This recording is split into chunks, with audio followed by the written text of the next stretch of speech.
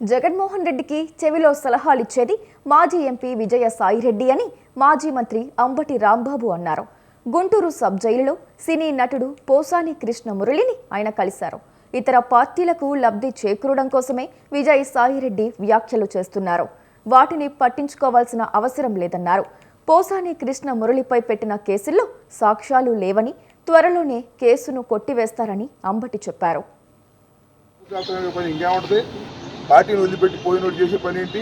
ఆయనకు అదేం పెద్ద అతీతం కాదు. ఆయనైనా సరే ఆయన పార్టీ నుంచి వెళ్ళిపోయాడు కాబట్టి ఈ పార్టీ మీద బురదల్లే కార్యక్రమాలు చేస్తున్నాడు. అది ఆయనకి మంచిది కాదని కూడా ఈ సందర్భంగా మనవి చేస్తున్నాం. విజయసాయిరెడ్డి గారు వైఎస్ఆర్ కాంగ్రెస్ పార్టీలో ఒక నాయకుడిగా ఎదిగాడు. నాకు తెలుసు, వైఎస్ఆర్ కాంగ్రెస్ పార్టీ ఆవిర్భావం కాకముందు ఆయన ఒక chartered accountant. YSR Congress party ప్రారంభమైన తర్వాత ఆయన దినదిన ప్రవర్తమానంగా పెరిగాడు. ఈ రాష్ట్రంలో పార్లమెంటు సభ్యుడయ్యాడు.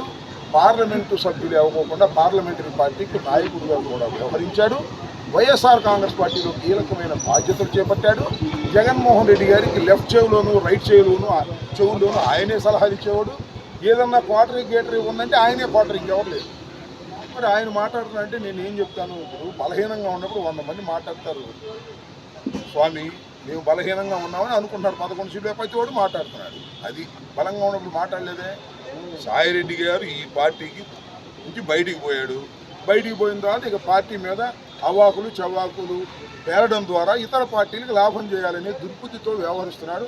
అది సీరియస్గా పట్టించుకోమాకండి. సాయిరెడ్డి గారి డైలాగ్లే నేను చెప్పాను. వెళ్ళిపోయిన బుర్ర జాతర పని ఇంకేముంటుంది? పార్టీని వదిలిపెట్టి పోయినోడు చేసే పని.